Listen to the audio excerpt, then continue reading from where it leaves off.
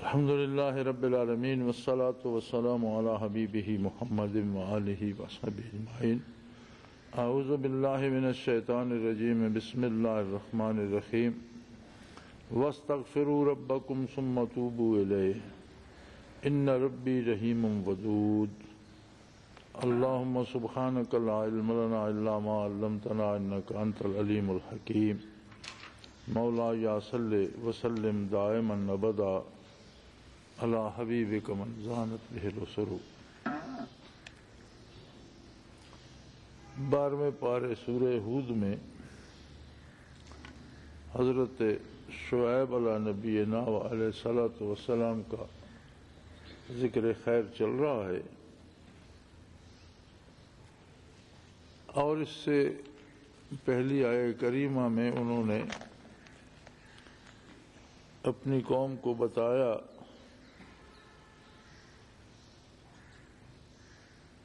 کہ پہلی قوموں کے حالات سے اور ان کے اعمال اور ان کے نتائج سے تم واقف ہو۔ میں اس بات سے ڈرتا ہوں کہ کہیں اسی تباہی اور اسی عذاب کا شکار تم لوگ بھی نہ ہو جاؤ جیسے قوم نوح علیہ السلام اور ہود علیہ السلام کے ساتھ ہوا، یا صالح علیہ السلام کی قوم کے ساتھ جس طرح سلوک ہوا، اور وما قوم لوط منکم ببعید، اور قوم لوط کا واقعہ تو تم سے زیادہ دور نہیں ہے، جنہیں اللہ کریم نے تباہ کر دیا تھا، ان کی بستیاں الٹ دی تھیں اور اس پر پتھروں کی بارش ہوئی تھی۔ تو تم جو بھی کر چکے ہو، جو بھی بیت چکا ہے،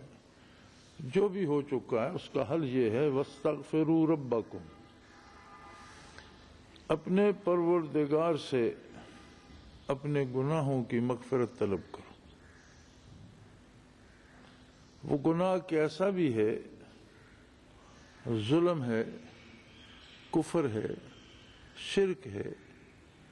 بڑے سے بڑا کوئی گناہ جو صادر ہو چکا ہے، یا چھوٹے سے چھوٹی غلطی جو تم کر چکے ہو، اس کا علاج ایک ہی ہے وَاسْتَغْفِرُوا رَبَّكُمْ، اپنے پروردگار سے اپنی تمام کوتاہیوں کی مغفرت طلب کرو۔ ثُمَّ تُوبُوا إِلَيْهِ،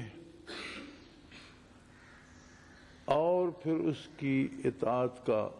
پکا عہد اور ارادہ کر لو۔ توبہ کیا ہوتی ہے؟ توبہ کا مفہوم یہ ہے کہ آدمی سے جو بھی غلطی، جو بھی کوتاہی، جو بھی خرابیاں ہو چکی ہیں، ان سب کو چھوڑ کر اطاعت الہی کا پکا عہد کر لے اور عملاً اس پہ کاربند ہو جائے، اپنی پوری کوشش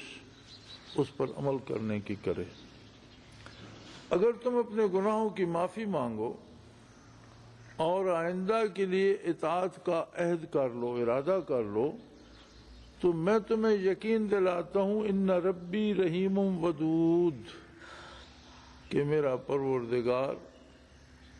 بہت ہی مہربان اور رحم کرنے والا ہے۔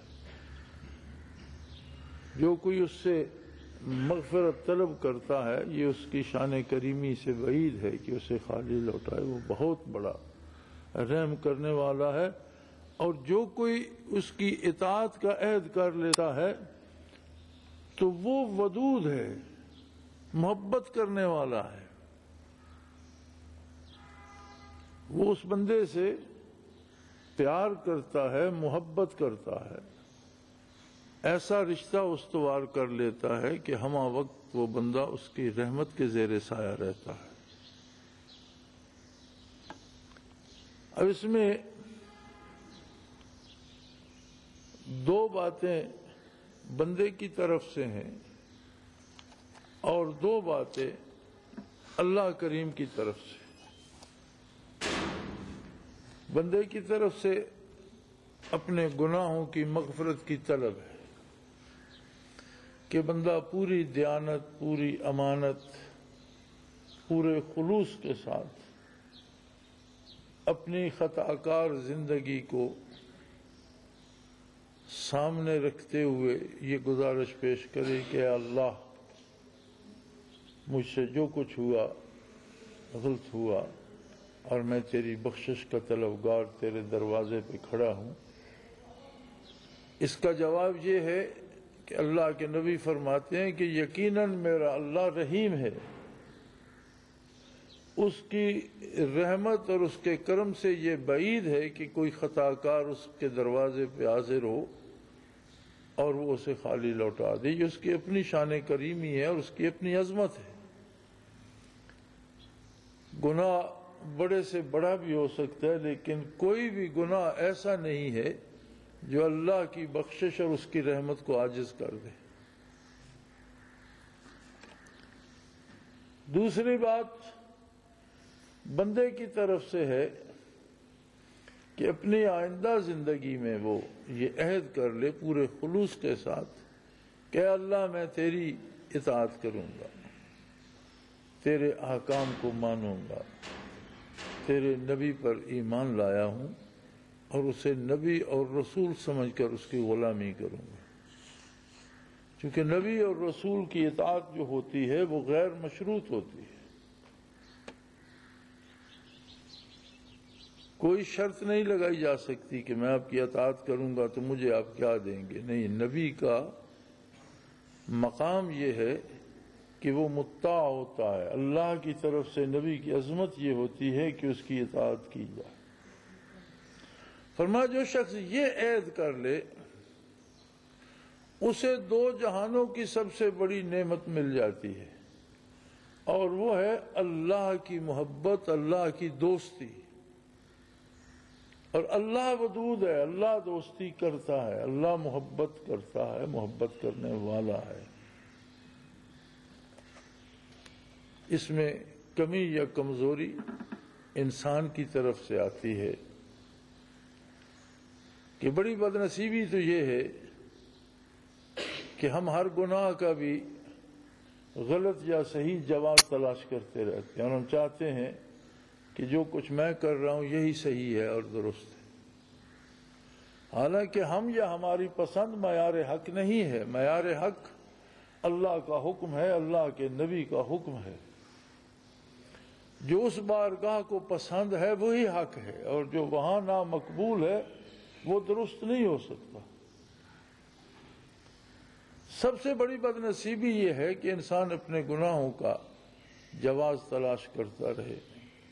کہ میں جو کر رہا ہوں میں ہی صحیح ہوں۔ ایسے بندے کو توبہ کی توفیق نصیب نہیں ہوتی۔ بدعت کے بارے کہتے ہیں نا کہ بدعت کا سب سے بڑا نقصان یہ ہے کہ اسے توبہ نصیب نہیں ہوتی۔ بدعت ہوتی ہے کوئی ایسا کام جسے اللہ نے دین نہ بتایا ہو، کوئی ایسا کام جسے اللہ کے نبی نے فرض، سنت، واجب، مستحب دین کا حصہ نہ بتایا ہو۔ بندہ اپنی طرف سے ایک رسم ایجاد کر لے اور اس پہ اصرار کرے کہ یہ عبادت ہے، یہ دین ہے، وہ بدعت ہو جائے۔ ورنہ ہزاروں کام ایسے ہیں جو عہد نبوی میں نہیں ہوتے تھے، آج ہوتے ہیں۔ اسباب ہی کو دیکھ لیجئے، اس زمانے میں گاڑیاں نہیں تھیں، آج ہیں، لوگ سواری کرتے ہیں۔ اس زمانے میں گھوڑے اونٹ کی سواری کرتے تھے، لیکن گھوڑے اور اونٹ کی سواری بھی عبادت نہ تھی، اور گاڑی، کار اور بس اور جہاز کی سواری بھی عبادت نہیں ہے، دین کا حصہ نہیں ہے، زندگی کے وسائل میں سے ایک وسیلہ ہے۔ اب اس میں حلت اور حرمت کی بات آئے گی کہ وہ جائز طریقے سے کی یا ناجائز طریقے سے کی، اپنے خرچ پر کی یا دوسرے کا مال اس میں کھایا، یعنی اس میں اس وسیلے کو اختیار کرنے میں حلال ذرائع استعمال ہوئے یا حرام ہوئے، وہ بدعت نہیں ہوگی، بلکہ اس میں حلت و حرمت کی بات آئے گی۔ لیکن اگر کوئی یہ کہہ دے کہ جہاز پر سواری کرنا جو ہے یہ عبادت ہے، دین کا حصہ ہے، تو یہی بدعت بن جائے۔ اسی طرح ہم اپنے روزمرہ کے امور میں بہت سے کام کرتے ہیں، شادی بیاہ میں کرتے ہیں، موت اور جنازے میں کرتے ہیں، ایسے کام جن کا ثبوت عہد نبوی میں نہیں ملتا، ہم نے اپنے طور پر انہیں ایجاد کر لیا اور اس کے ثواب کے قائل ہو گئے ہیں کہ یہ کرنا عین ثواب ہے، جو نہیں کرے گا وہ گناہگار ہے۔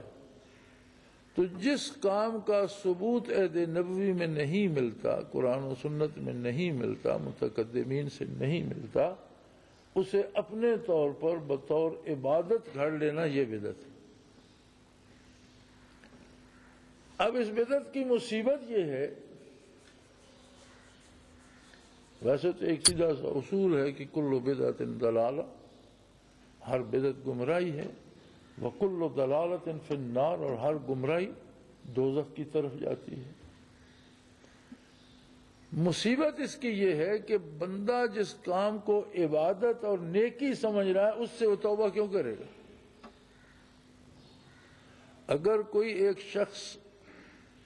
کسی بھی کام کو گناہ سمجھ کر کرتا ہے، غلطی سمجھ کر کرتا ہے، تو اس کی توبہ کی تو امید کی جا سکتی ہے کہ اس کے ذہن میں یہ بات موجود ہے کہ جو میں کر رہا ہوں یہ غلط ہے، میں خطا کر رہا ہوں،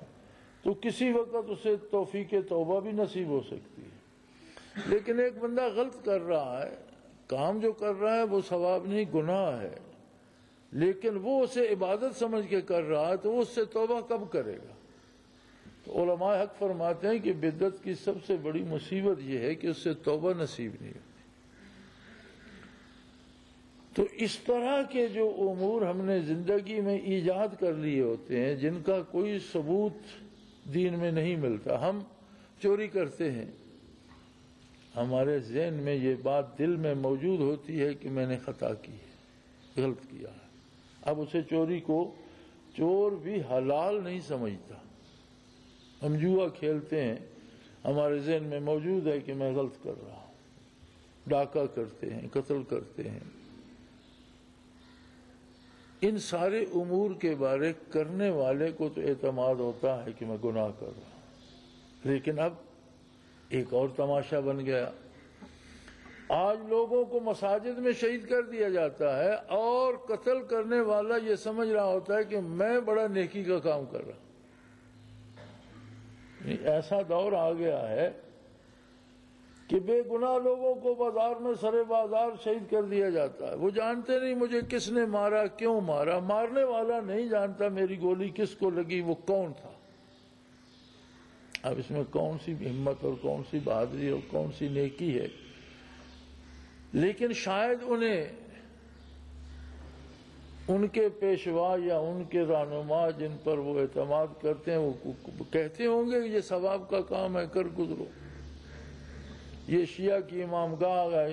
بارگاہ ہے، یہاں لوگوں کو قتل کر دو، یہ سنیوں کی مسجد ہے، یہاں لوگوں کو قتل کر دو۔ تو میرے خیال میں قاتل جو ہے وہ شاید نیکی سمجھ کر رہا ہو۔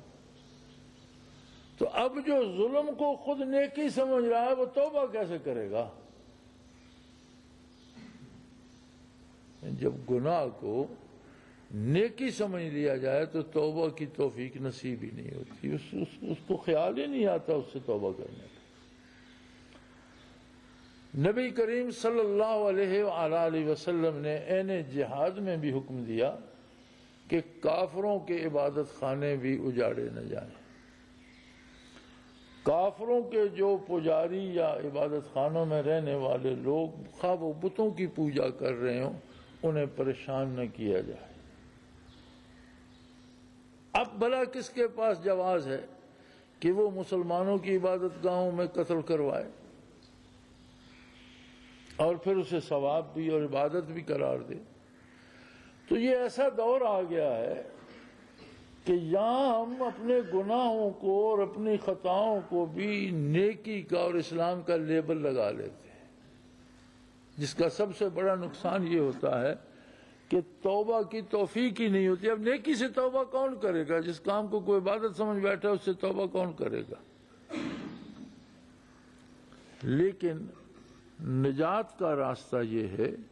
کہ اپنی ہر خطا سے توبہ کی جائے۔ وَاسْتَغْفِرُوا رَبَّكُمْ، اس پروردگار کو جو تمہارے لاکھوں گناہوں کے باوجود تمہاری پرورش کر رہا ہے، تمہیں روزی دے رہا ہے، تمہیں صحت دے رکھی ہے، تمہیں نظر دے رکھی ہے، عقل و شعور دے رکھا ہے، بے شمار نعمتیں دے رکھی ہیں اس پروردگار کو راضی کرنے کے لیے اپنے جرائم کو غلط طور پر جائز مت سمجھو، بلکہ گناہ گناہ ہے اور اس کا علاج اللہ کی بخشش ہے۔ لیکن یہ اس طرح نصیب نہیں ہوتی کہ میں آپ کے لیے کرتا رہوں، آپ کسی اور کے لیے کرتے رہیں۔ یہ تو اللہ کریم کے ساتھ ذات کا معاملہ ہے کہ فرد اپنی ذات کو لے کر اس کے حضور میں کھڑا ہو جائے۔ آپ نماز کے لیے کھڑے ہوتے ہیں تو تکبیر کہہ کر، تکبیر اولا جب کہتے ہیں اللہ اکبر، تو ساری کائنات کو کاٹ کر الگ رکھ دیتے ہیں، بیوی بچے، گھر بار، کاروبار، مال و دولت، دوست دشمن، ہر چیز فراموش کر کے بندہ اللہ کے حضور پیش ہو جاتا ہے اور اللہ سے ہم کلام ہوتا ہے، اللہ سے ہم سخن ہوتا ہے، اللہ کی بارگاہ میں اپنی گزارشات پیش کرتا ہے۔ جس طرح یہ منظر ہے حضوری کا کہ نبی کریم صلی اللہ علیہ وسلم نے منع فرمایا نماز پڑھنے والے کے آگے سے مت گزرو، اور آپ نے وجہ یہ ارشاد فرمائی فَإِنَّهُ يُنَاجِي رَبَّهُ، وہ اپنے پروردگار سے اپنے دل کی بات آہستہ آہستہ سرگوشیوں میں کہہ رہا ہے، وہ جانے، اس کا رب جانے، اس کے سامنے مت آؤ، اس کی توجہ بٹ جائے گی، وہ بھٹک جائے گا اس بات سے، لہذا اس کے سامنے سے مت گزرو۔ بلکہ حضور علیہ السلام کا ایک ارشاد کا یہ مفہوم بھی ہے کہ دوسری طرف اگر آگ ہو اور بندے کو پتہ ہو کہ نمازی کے آگے سے گزرنا کتنا جرم ہے، تو یقیناً وہ آگ سے گزر جائے گا، اس کے آگے سے نہیں گزرے گا۔ کہ ایک بندہ رب جلیل سے محو گفتگو ہے، آپ کون ہوتے ہیں کہ آپ درمیان میں سے گزرے؟ یہ جو حضوری اسلام نے عطا کی ہے اور ہر مسلمان کو عطا کی، یہ کسی الف بے جیم، کسی مولوی، کسی پیر، کسی پارسا کا حصہ نہیں ہے، ہر مسلمان کے لیے۔ اب یہ الگ بات ہے کہ ہم اس سے بھی فائدہ نہ اٹھا سکیں اور اپنے بدن کو باندھ کر کھڑا کر دیں، لیکن اپنے خیالات کو منتشر رکھیں، اپنے دل کو بازار میں رکھیں، دماغ سودے خریدتا اور بیچتا ہو اور زبان صرف رٹے رٹائے الفاظ دہرا رہی اور ہم اٹھ بیٹھ رہے ہیں، تو یہ ہماری بدنصیبی ہے۔ لیکن حق بات یہ ہے کہ نماز کے لیے جب بندہ کھڑا ہو تو کلی طور پر کائنات سے منقطع ہو کر اللہ کریم سے محو گفتگو ہو جائے، ایسے جیسے ایک میں ہوں اور ایک میرا رب ہے اور کچھ ہے ہی نہیں۔ اگر اس کیفیت میں بڑے سے بڑا گناہگار اپنے پروردگار سے یہ عرض کرے کہ اللہ میں بڑے گناہ کر چکا، تو فرمایا وہ رحیم ہے، اس کی رحمت کو تم عاجز نہیں کر سکتے، تمہارے گناہ اس کی رحمت کو بے بس نہیں کر سکتے، بڑے سے بڑے گناہ وہ معاف کر دیتا ہے۔ لیکن اس معافی کے ساتھ دوسری شرط بھی ہے، جو کر چکے ہو وہ تو بخشوا لیے، لیکن آئندہ نہ کرنے کا عہد بھی کرو۔ بخشش کے دو راستے ہیں، پہلا یہ کہ جو خطائیں ہو چکی ہیں ان سے بخشش طلب کی جائے، اور توبوا الی اللہ، توبوا الیہ، پھر اس کے ساتھ یہ وعدہ بھی کرو کہ میں آئندہ پورے خلوص کے ساتھ پوری کوشش کروں گا کہ میں تیری اور تیرے نبی کی نافرمانی نہ کروں۔ اب اگر یہ دوسرا وعدہ بھی آپ کر لیتے، ایک آپ ہے، ایک آپ کا پروردگار ہے، ایک آپ ہے، ایک آپ کا رب ہے، کوئی تیسرا بندہ نہیں، کوئی تیسری مخلوق نہیں، کوئی تیسری ہستی نہیں، بندہ ہے اور اس کا رب ہے، پروردگار ہے۔ وہ بات کر رہا ہے یا اللہ میں نے بے پناہ گناہ کیے ہیں، اس کی رحمت اسے ڈھانپ لیتی۔ پھر وہ دوسری بات کرتا ہے، یا اللہ آج کے بعد صدق دل سے عرض کر رہا ہوں، میں پوری کوشش محنت کروں گا کہ تیری اور تیرے نبی کی نافرمانی نہ کروں۔ اس کے جواب میں اللہ دوستی کرنے والا ہے، محبت کرنے والا ہے، وہ اللہ کا محبوب بن جاتا ہے، اللہ اس سے محبت کرنے لگتا ہے، اور اللہ جس سے محبت کرنے لگتا ہے اسے حفاظت الہیہ نصیب ہو جاتی ہے، گناہوں سے بچنے کی توفیق نصیب ہو جاتی ہے، محفوظ ہو جاتا ہے۔ تو بات تو یہ ایک لمحے کی ہے، یہ کوئی صدیوں کی بات نہیں ہے، یہ کوئی سالوں کی محنت نہیں ہے، مہینوں یا ہفتوں کی بات نہیں ہے، یہ تو ایک لمحے کی بات ہے کہ جب کسی کو یہ احساس ہو جائے کہ میں غلطی کر چکا ہوں، بہت گناہ کر چکا ہوں، تو کسی کو بھی درمیان میں نہ لائے اور ذاتی طور پر اللہ کے حضور میں پیش ہو جائے اور یہ کہہ دے، فرد ہو یا قوم۔ حضرت شعیب علیہ نبینا علیہ الصلوۃ والسلام پوری قوم کو خطاب کر رہے ہیں، فرما رہے ہیں سارے توبہ کرو، سارے بخشش مانگو، سب جمع ہو جب اپنی اپنی بات اللہ کے سامنے پیش کرو کہ اللہ ہم بہت گناہ کر چکے ہیں، وہ بخشنے والا ہے، رحم کرنے والا ہے، گناہ بخش دے گا، اور اس سے وعدہ کرو کہ اے اللہ آئندہ خلوص دل سے پوری کوشش کروں گا کہ تیرے اور تیرے نبی کی اطاعت کروں، تو وہ تم سے دوستی کر لے گا۔ اب جسے آپ ولایت کہتے ہیں، وہ اللہ کی دوستی کا نام ولایت ہے نا۔ ہم کہتے ہیں فلاں ولی اللہ ہے، اسے ہم نیک سمجھتے ہیں، عالم سمجھتے ہیں، باعمل سمجھتے ہیں، اور سمجھتے ہیں کہ یہ ولی اللہ ہے، لیکن یہ تو صرف ہمارا اندازہ ہے۔ بعض اوقات ہم خود کو سمجھتے ہیں میں ولی اللہ ہوں، اس کی کوئی سند تو نہیں ہے، لیکن اللہ جو ہے اس کی طرف سے سند ہے کہ وہ ہر مومن کا ولی ہے، یعنی ہر مومن ولی اللہ ہے۔ اللہ ولی الذین آمنوا،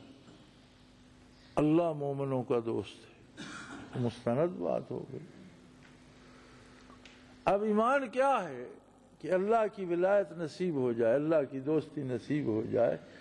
ایمان کا اظہار انہی دو باتوں سے ہوتا ہے کہ جو بھی اللہ کی عظمت کا اقرار کر لیتا ہے پھر اسے اپنی خطاؤں پہ شرمندگی کا احساس ہوتا ہے کہ میں نے اس عظیم بارگاہ کی نافرمانی کی، تو توبہ کرتا ہے، اللہ سے وعدہ کرتا ہے کہ میں آئندہ ایسا نہیں کروں گا، جو ہو چکا خدایا بخش دے، آئندہ میری خلوص دل سے بھرپور کوشش ہوگی کہ میں ایسا نہ کروں۔ بڑی عجیب واقعات ہوتے ہیں۔ حضرت عبداللہ ابن مبارک رضی اللہ رحمۃ اللہ تعالی علیہ سفر حج پہ تشریف لے گئے، اور ایک زمانہ تھا کہ جب راتوں کو حرم خالی ہوتا تھا،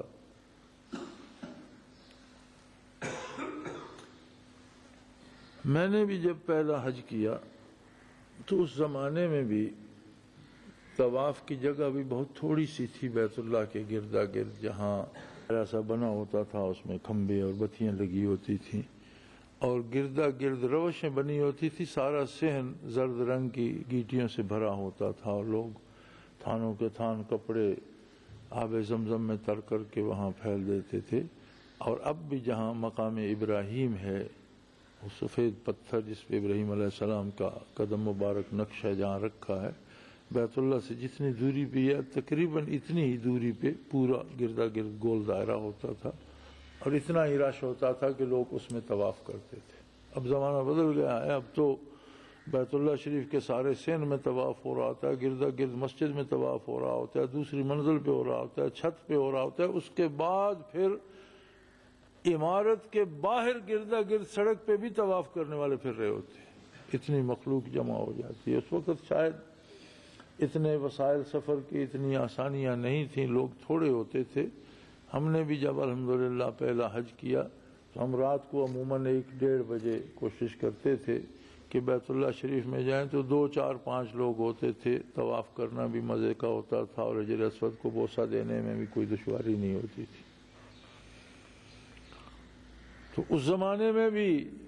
شاید بیت اللہ خالی ہوتا ہو رات کو، تو یہ لوگ بھی کوشش کرتے تھے کہ ایسے وقت میں ہمیں وہاں حاضری نصیب ہو جائے جب کوئی مخل ہونے والا نہ ہو۔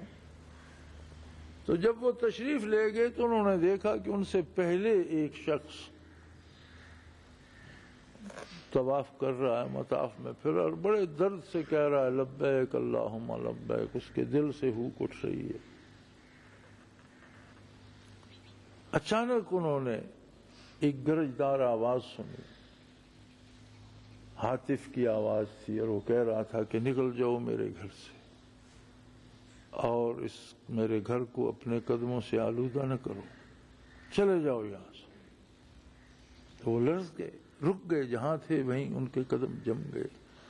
اب وہ بندہ اس بات سے بے نیاز ہے، وہ اپنے لگا ہوا ہے اللہم لبیک لا شریک لک لبیک، وہ پھر رہا ہے، اور یہ کھڑے ہیں، لرز رہے ہیں، آواز ہے کہ آئے جا رہی ہے۔ تو وہ جب چکر کاٹ کر ان کے قریب سے گزرنے لگا تو انہوں نے پکڑ لیا، روک لیا اور پوچھا بھی یہ جو ہاتف کی آواز آ رہی ہے تم نہیں سن رہے ہو؟ تو اس نے کہا حضرت مجھے تو کہا جا رہا ہے، میں تو مخاطب ہوں اس آواز کا،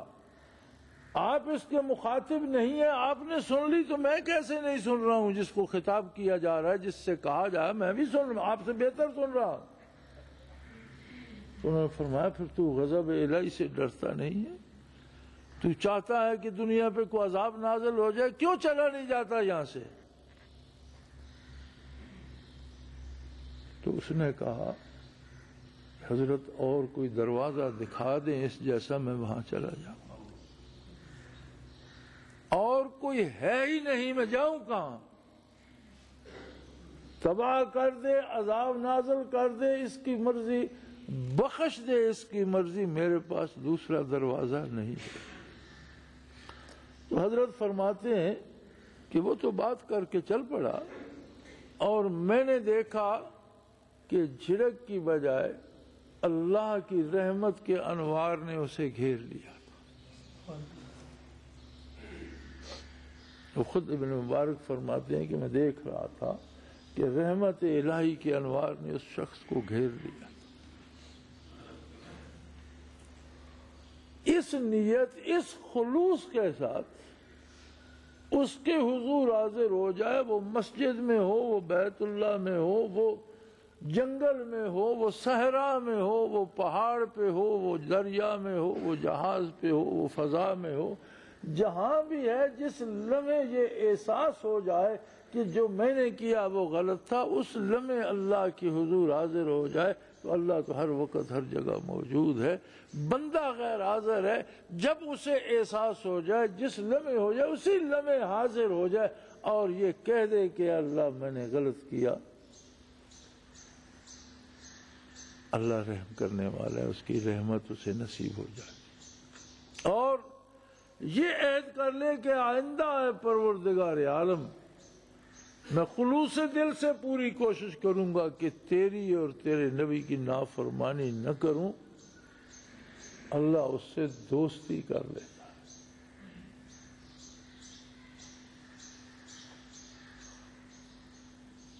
اور جس سے دوستی نصیب ہو جائے، اس سے بڑھ کر کوئی مانگنے کی چیز نہیں رہ جاتی۔ دو عالم سے کرتی ہے بیگانہ دل کو، دو عالم سے کرتی ہے بیگانہ دل کو، عجب چیز ہے لذت آشنائی۔ دوستی کا مزہ، دوستی کا نشہ ایسا ہے کہ بندہ دو عالم سے مستغنی ہو جاتا ہے، اس کی نظر جمال باری پہ جمی رہتی ہے، اور دونوں جہانوں کی کوئی نعمت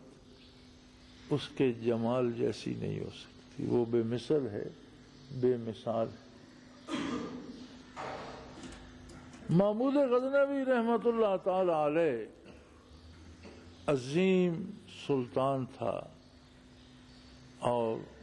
اللہ کا مقبول بندہ تھا، ساری عمر جس کی جہاد میں گزری.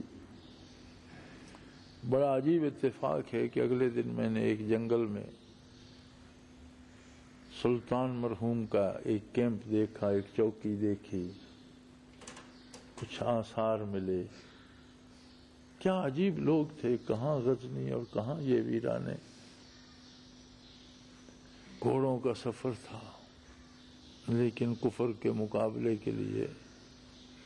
اور ہندوستان میں سب سے زیادہ پوجے جانے والے بڑے بت کو توڑنے کے لیے غزنی سے 17 بار ہندوستان پہ حملہ آور ہوا اور اس بت کو توڑ کر دم لیا.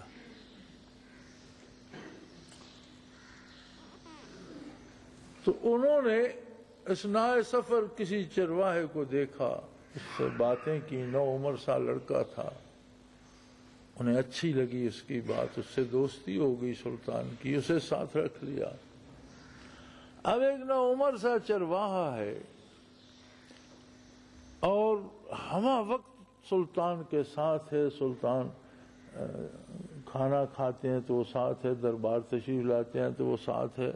آرام کرنے جاتے ہیں تو اسے ساتھ کا کمرہ ملا ہوا ہے.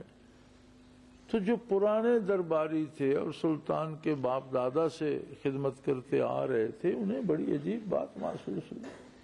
کہ ہمارے باپ دادا ان کے باپ دادا کی خدمت کرتے گزر گئے اور ہم نے دنیا کے سفر ان کی ہم رکابی میں کیے، ایک عالم کو فتح کر ڈالا، جانیں گنوائیں، بیٹے شہید کروائے، ہمارے بزرگ بھی خادم، ہم بھی. ہمیں تو کسی وقت حضوری نصیب ہوتی ہے اور یہ ایک عام سا لڑکا ہے چرواہا اور یہ ہمہ وقت سلطان علی کے ساتھ ہے. تو انہوں نے